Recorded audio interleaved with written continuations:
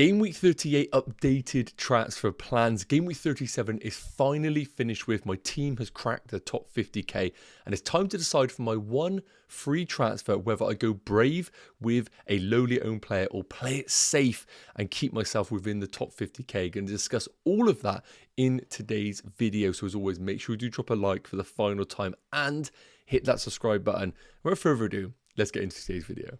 Okay, first things first, a quick review of double game week 37. We had the final games played last night and there were some decent returns from a few players that I owned, but it was 137 points.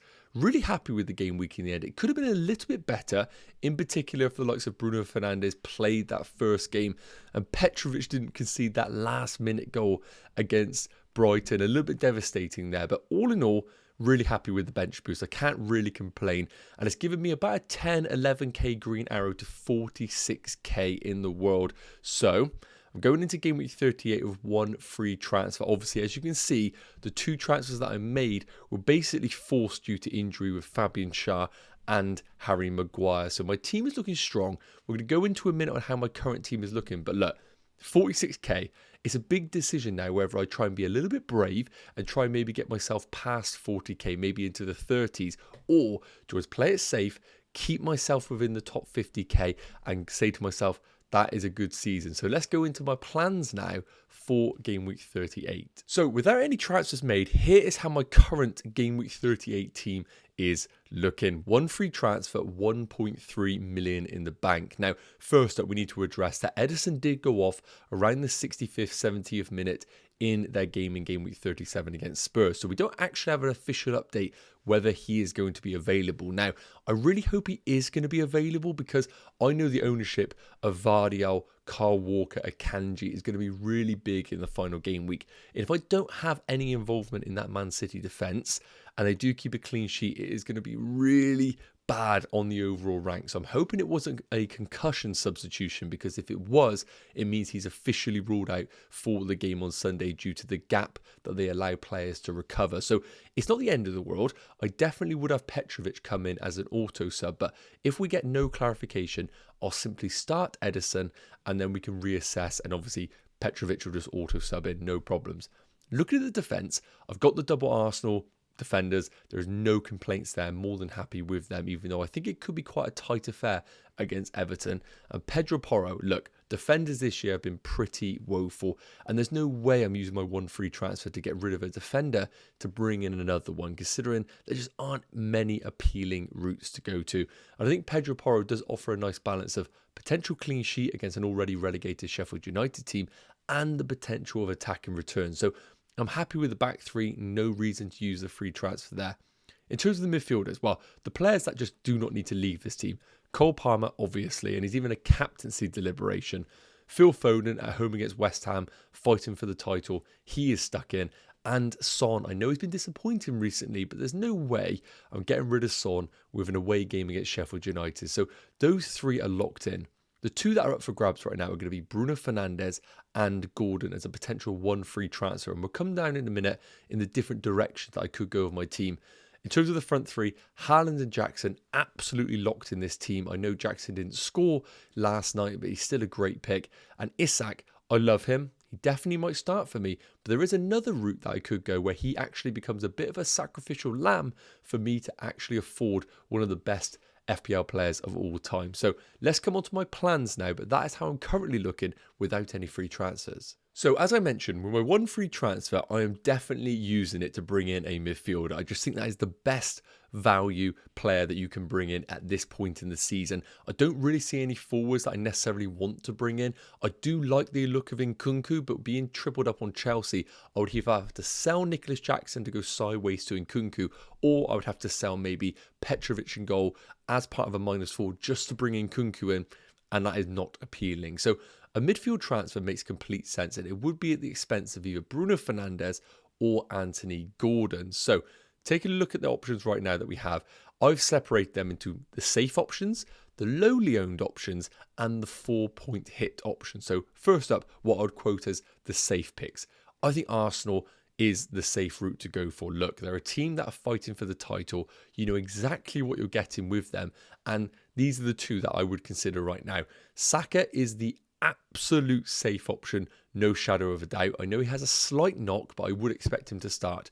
50% owned. For somebody like myself, I think if you want to just keep yourself in the top 50k, go for Bukayo Saka and just say to yourself, I'm going with the template. However, we spoke about it in my previous video. Make sure you do check it out.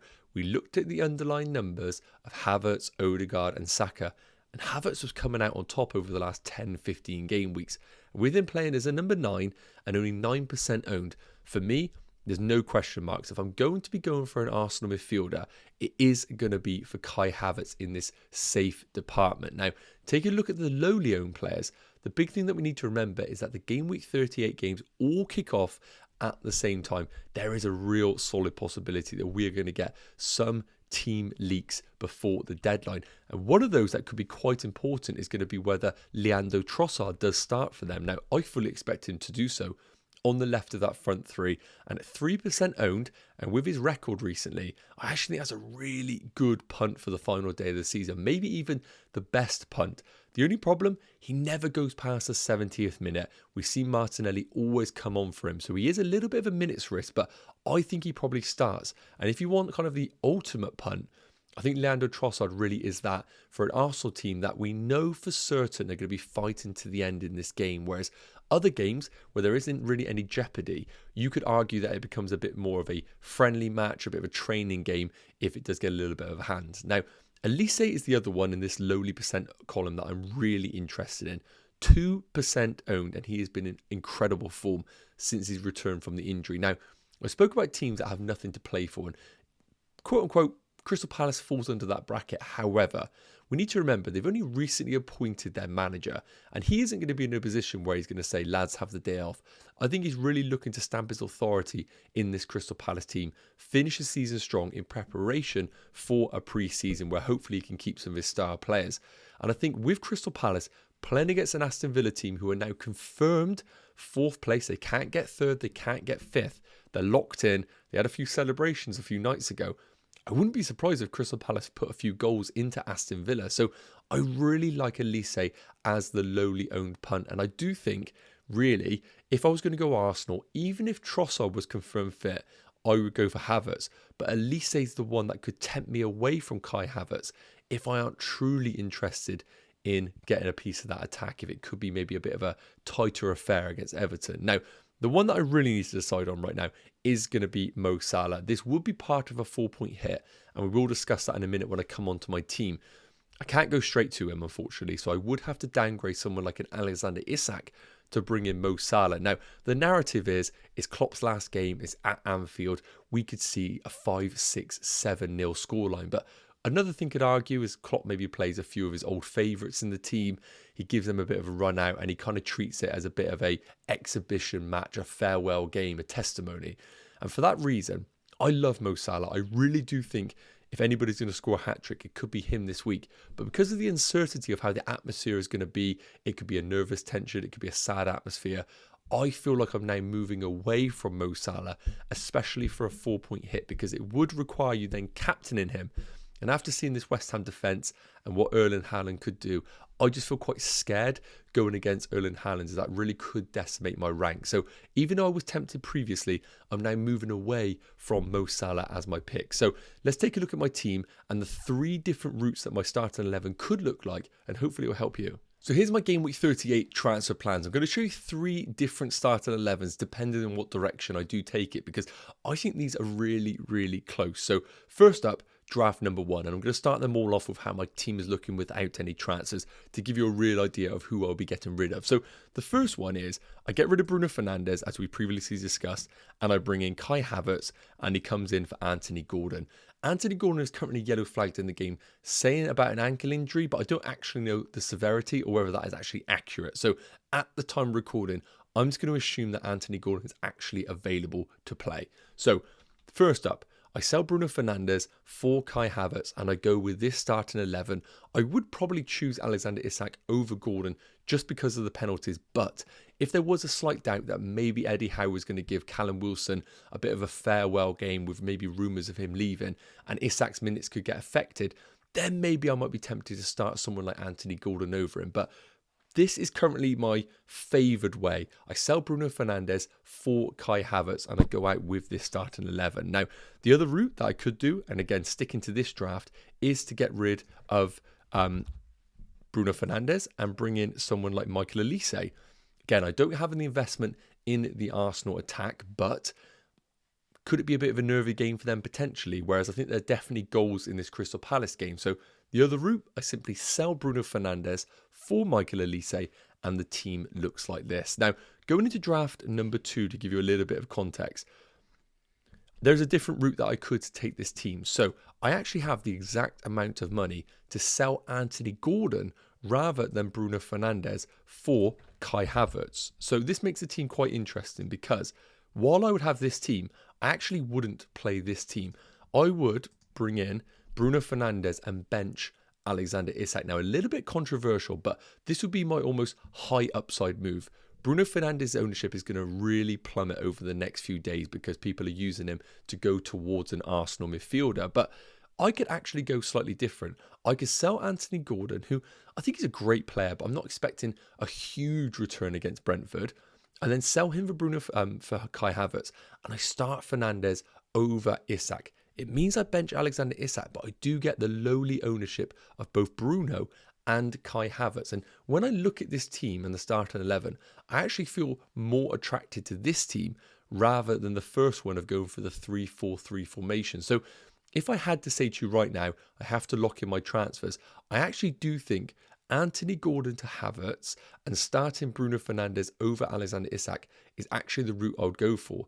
I think after last night, I think Man United are the most unpredictable team in the world, but if we were to see the return of maybe Martinez at centre-back, we saw Diallo play off the right, and we saw a bit more of a fluid Man United, I feel quite compelled to go down that route.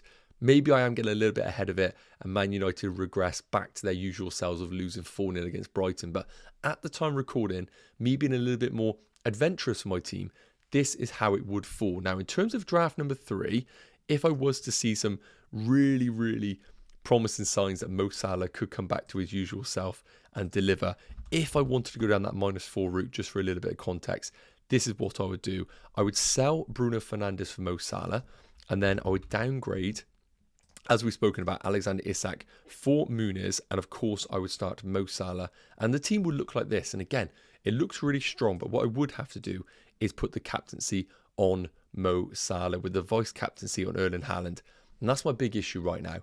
I do not see West Ham really putting up a tough test against Man City. And I think Haaland could do really well. And then all of a sudden, it puts a lot of pressure on a Mo Salah who already is in for a -4 and then has to deliver with the captaincy. So I like it. I think it looks really good. But at the time recording, I'm actually leaning towards this team just because of my current rank and how I want to kind of get myself into that top 30k rather than settle for the top 50. Let me know which draft you prefer in the comment section, and of course, what are your current transfer plans? Yes guys, okay, that's going to wrap up today's Game Week 38 updated transfer plans. We still have 2 more videos to drop this week. We have the free hit team tomorrow, and then we have my confirmed team selection video Saturday morning, with of course a deadline live stream on Sunday. So can't wait to be bringing those videos to you guys. As always, for the last time this season, make sure you do drop a like and smash the subscribe button, and I'll see you in tomorrow's video. Take care. Cheers.